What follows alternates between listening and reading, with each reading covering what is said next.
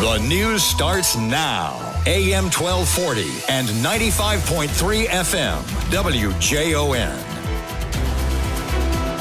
Good morning. WJON news time is 61 degrees. Well, news time is 5:32. We're at 61 degrees. I'm Jay Caldwell.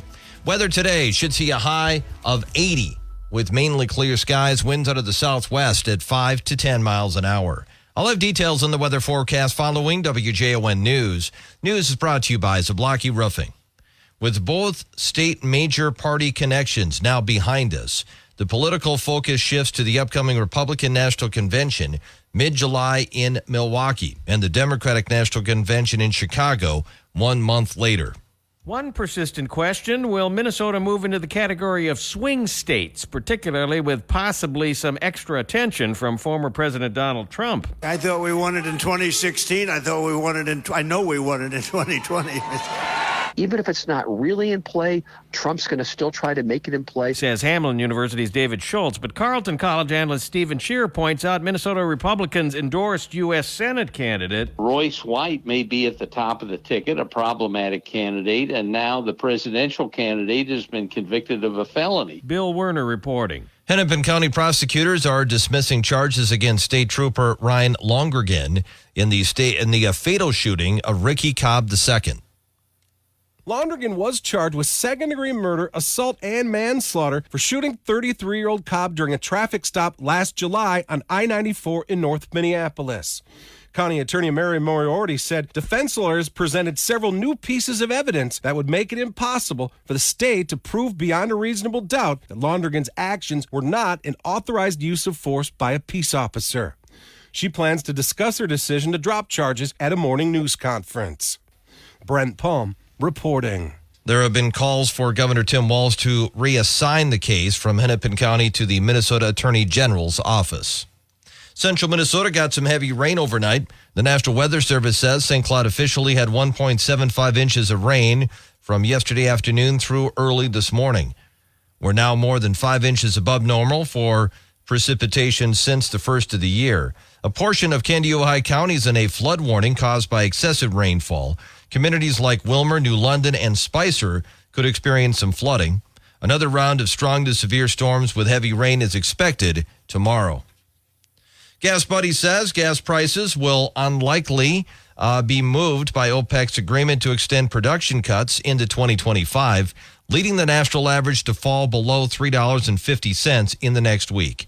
They also say refiners are putting the largest amount of oil into their facilities in years, so it is likely they'll continue to see gas prices fall as we approach July 4th. Diesel prices also continue to decline to their lowest level in nearly 11 months. Average gasoline prices in Minnesota have fallen 6.7 cents per gallon in the last week, averaging $3.26 per gallon. The national average price of gasoline has fallen 5.8 cents per gallon in the last week, averaging $3.50. The national average price of diesel has fallen 1.8 cents in the last week and stands at $3.82 per gallon. The class of 2024 at Sartell St. Stephen High School will be a first for the school. The graduates will be the first class to have spent their entire career in person at the new high school. Because of the pandemic, they did some hybrid learning, but for the most part, they were in the building. Assistant Principal Nick Peterson says it was a team effort to get the students to this point. Bigger piece for this class is just having persevered, for those first 2 years, and then now reaching this point, and our counselors and teachers have done a great job supporting these students to achieve this level at graduation. Peterson says he thinks the students realize the uniqueness of their accomplishments. The Sartell St. Stephen High School's graduation ceremony was Saturday at 7:30. We should know the name of Minnesota's professional women's hockey league championship team later this summer. General Manager Natalie Darwood says it is not a decision that will be made in St. Paul. Being under one ownership with all 6 teams that's coming from the league level, the word on the street is sometime in August that the names and logos will be revealed. So we're waiting on just like everyone else. None of the teams had bad nicknames during the league's inaugural season. Minnesota beat Boston 3-2 in the PWHL Finals to win the first ever Walter Cup trophy. The finale of the Women's Fun Dancing with Our Stars event is 1 week from tonight. WJON's Jim Maurice is raising money for Quiet Oaks Hospice House. Executive Director Linda Allen says both the money and the awareness raised by the campaign have a lot of value. And I think just the excitement that this is bringing, the community awareness, the opportunity for us to talk about who and what Quiet Oaks is, what hospice is, raising that awareness to our community is so important. And we thank you and all of the dancers that are part of this event, because it's such a great gift that they're giving back to the community. 60% of the dancers' final score is based on how much money they raised, and 40% is based on their dance. The winning dancer gets an additional $15,000 for their charity. If you'd like to make a donation to Quiet Oaks Dancing with Our Stars fundraising campaign, there's a donation link in this story on the WJON mobile app. You can also drop off a donation at our front desk. Making just her second appearance ever in Minnesota, the world's largest rubber duck will be in Princeton this week. Chamber of Commerce Executive Director Kim Young says Mama Duck, standing 6 stories tall, will be on display downtown. It'll be right downtown Princeton in the Bremer Bank parking lot, which is right off our main drag on Rum River Drive. And so the duck will be sitting in the parking lot, and then there is a mall parking lot adjacent to the bank where we're going to have over 50 vendors. There'll be food trucks, there'll be music, and then our festival is happening too, so there's things going on all weekend. She'll be on display for free Friday through Sunday as part of Princeton's Rum River Festival. Her only other stop in Minnesota was in Duluth. A Sartell St. Stephen High School senior art student is wrapping up her career by winning some national awards.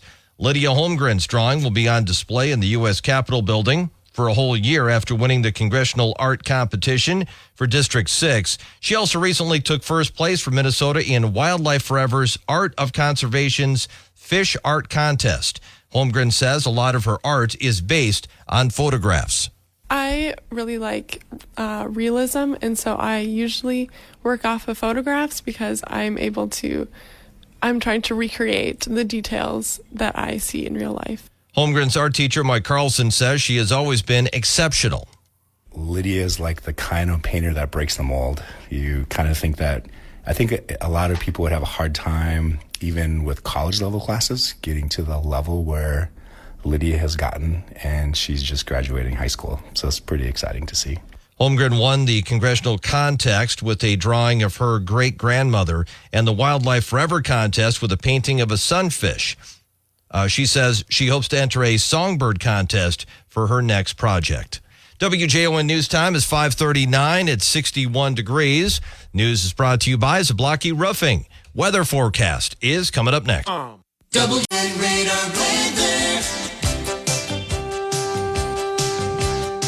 WJON weather forecast for St. Cloud and for Sauk Rapids. High today of 80, mainly clear skies. Winds out of the southwest at 5 to 10 miles an hour. Tonight, low 64, partly cloudy. Southeast winds, 5 miles an hour. Tomorrow, high of 80. Scattered thunderstorms, otherwise cloudy. South winds, 8 to 15 miles an hour. Tomorrow night, low 55, clear skies.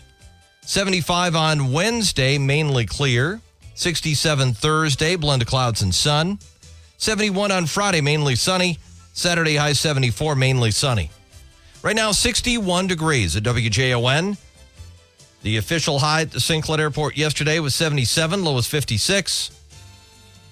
We had 37/100ths of an inch of rainfall yesterday. Of course, there was more overnight. 74 degrees, the average high temperature for the state, 51, the average low. Record high temps at a 1923 of 92. Record low set a 1946 of 35. Currently 61 at WJON. Time for a better life.